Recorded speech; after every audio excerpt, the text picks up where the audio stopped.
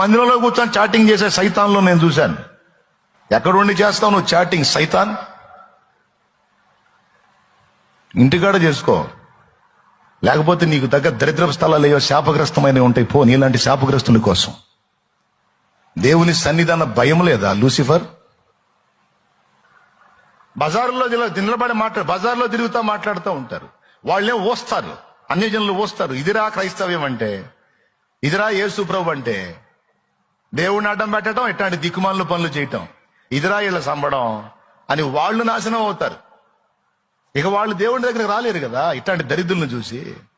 ఆ దరిద్రుల కోసం ఇట్లాంటి దరిద్రులు తయారయ్యేది. వాళ్ళు దరిద్రులే, ఇల్లు దరిద్రులే. ఇక ఆ దరిద్రులు ఎప్పటికీ దేవుని దగ్గర రాకుండా ఇట్లాంటి దరిద్రులు కనపడుతున్నారు. వాళ్ళ కళ్ళకి, వాళ్ళ కళ్ళు కూడా మంచివాళ్ళు కనపడరు. పద్ధతిగా మారు మనసు పొంది ఆ పాపాన్ని వదిలిపెట్టి, ఆ వ్యభిచారం వదిలిపెట్టి, ఆ తాగుడు వదిలిపెట్టి, ఆ పద్ధతులన్నీ, ఆ దరిద్రపు అలవాట్లు